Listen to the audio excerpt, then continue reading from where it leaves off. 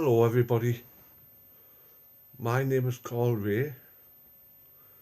I have coronavirus. I don't know about the other one, but if I may tell the story to my brother, sister-in-law that I trust with my life, father, no, uh, mother-in-law, nah, two sisters, no chance. But if I may take it back and explain to you about what's happening around you, if this is my last testament or my judgment day, then I think people should hear what I have to say. Before man was put on this planet, he didn't go out to Boots or was it Superdrug to get headache tablets. What he did was he got plants, bushes, anything that he could do to get his wife done or himself done. So what is happening is that I'm not a religious person, but I do believe what I'm about to say will hopefully ease people's suffering. The Black Plague. We all sang nursery rhymes, but all the nursery rhymes were actually about events many years ago before we were even, I don't know, wiped off the sheets. So what happened was, as time's gone by, we've had people come out the streets, the schools, work, to let people know exactly what we're actually doing on this planet. So Mother Nature, God sat down in a conference room and they said, how are we going to get rid of all this problem? And the simple fact is that if you look back about 3 years ago,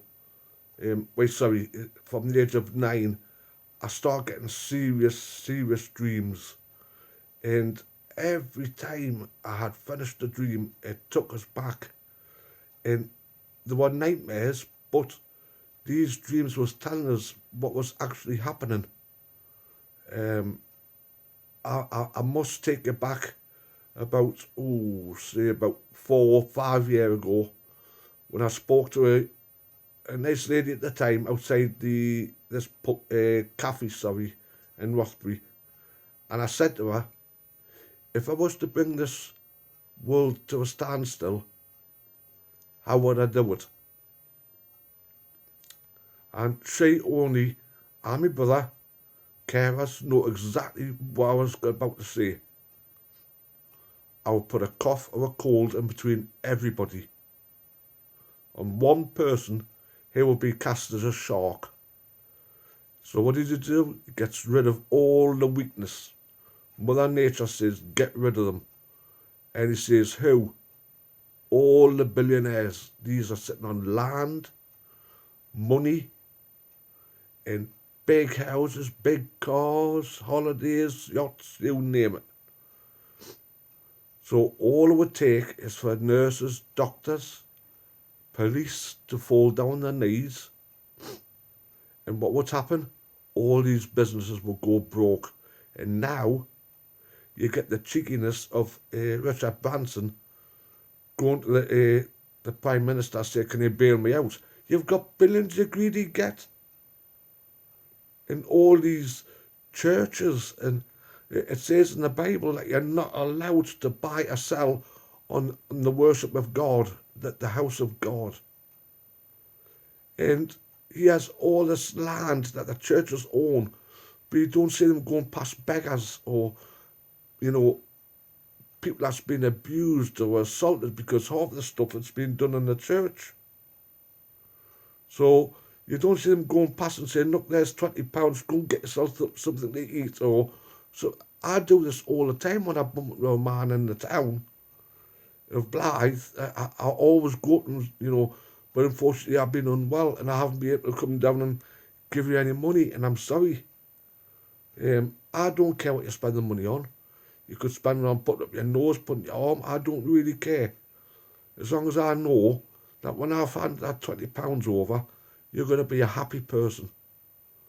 So Mother Nature is now punishing all these billionaires. And unfortunately, it falls down to shopkeepers as well and other small businesses, medium businesses. And what's happening is that all these billionaires that own the land eventually could have nothing. So the business will be worth nothing. How can you have a business when you've got no people running it because they've fallen ill? I'll tell you, the quickest way to curb the temperature. First, the corona goes through the eyes. It makes your eyes water as if you're getting out of a swimming pool. It's not sore, it's just runny all the time. It feels like you've got a runny nose, but nothing's coming out. I've lost my tooth after falling out of bed. Sorry, it's not because I haven't been brushing my teeth, because I have. And, you know, over the years when I've been telling people what was going to happen, I was locked away in psychiatric units. I was disbelieved. Everybody thought I was daydreaming, but I wasn't. These dreams were reality. Everything I dreamt of was coming true. And I'm sorry, but I'm getting dreams again where this isn't the last of it. You know, there's still billionaires, there's still money that they've got in their pockets. They've got to distribute it equally between everybody. If all the billionaires turn around the shops and say, look, we'll keep you open, here's your money back, people will say, well, fair enough, let's give it a good go. But anyway, let's get back to the corona. I knew I had it. I didn't have doctors to tell us. There's one person that knows everything about the body. That's yourself. But there's four major things to combat it.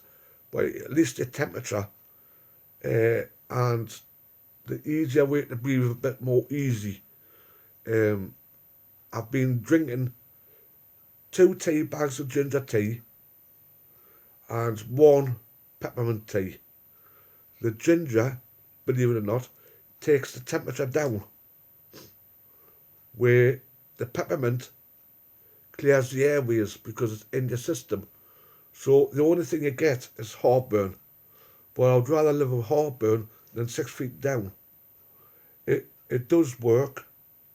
I've tried it. Yes, I've still got symptoms, but I refuse to go to hospital. If I pop into that hospital, the chances are I won't get out. And that's not part of the game. The game is to stay out as long as I can. And regardless what happens to me, at least I can tell people that Mother Nature, she is peeved with a lot of it. So saying enough's enough. If you won't listen to young girls, boys, parents that's come out of schools, cutting down trees, melting ice caps, you know, the coronavirus is like a tsunami. The tsunami comes in, kills hundreds of thousands of people, but then she's got to go back out again. And when she leaves all the devastation behind. But is that the last of it? No. Because all these billionaires are old farts who sit on their hands and do nothing. And this is your testament, leaders, not ours. But we're paying the price for it. But now it's gone, the proof has gone all to the leaders. Angela Merkel, that German one, Boris Johnson, that professor that came on to stay at home, he was going around with his face up his arse. And, you know, I applaud all the staff in all the frontline service, but what I don't applaud is that the government knew about this maybe 4 or 5 years ago. They were doing tests. They were going to London and saying what happens if there was a big biological weapon that terrorists brought in and stuff like that. So that they had all this prepared. And all of a sudden, the government's given billions of pounds away, and what it's come up the trees, and it says we're going to be in recession. Well, I'm sorry, what about the money we give to the banks? It's their turn to give back to us. Instead of us saving all the time, why don't they say, well, I'm sorry you lost your job, but she has money to tie you over and to get over the corona. How long is it going to take? A year. 1 year. One, don't be fooled about the corona. It goes away a little bit and you think, oh, you're getting over it. All of a sudden, another one comes. The sore throat and the runny nose. And then that goes away and you think, oh, this is it. I must be over the worst. And no. And the second strain is going to be about getting rid of all of these big leaders. And I tell you who's papping his pants the most. And yes, I'm sorry, but it's Mr. Trump. He knows he's in serious trouble. And the only thing he cares about is not about the people, but his election and getting votes. Putin is doing fantastic. He's done lockdowns. The French president, the Italian president, Chinese, Japanese. Don't forget washing knees, sorry. But this is something of a wake-up call. And I'm sorry, but the people that's got corona and the C-19, I can say in my eyes, when I close my head every night, I can say persecution coming. People branding you, not speaking, not coming anywhere near you, even though you feel well. And there's always going to be that distance. It's not between the rich and the poor now. It's against the poor and survive. We've got to survive. And this is called the survival of the fittest. And I'm sorry if young boys, young children are dying because of all of these old farts that's sitting on billions of pounds. It's their turn now to be punished. So I already warned about the shops, but he did nothing about it. So what did you do? You put billions of pounds in. Mate, Ashley might think he's sitting on a cushy job, but he's in jeopardy as well. He knows if there's no workers, no lowy. Sorry, greedy gets. You get what's coming to you. If that means me as well, I'm not a billionaire. Jeez, I wish I was. No, not really, because you would punish me then. I think she's punished me enough.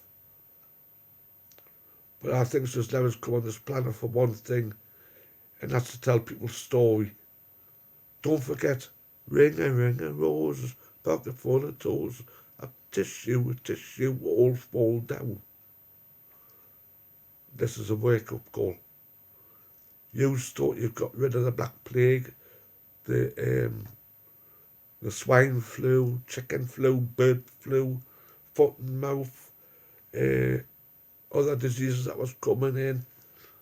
But maybe this is a rebirth of that song again, because people are holding handkerchiefs and people are falling down. So maybe there's something in the rhyme that could help with. I do know ginger and peppermint has got a huge belief in it, because it's helping me. Thank you for listening. I'm signing off.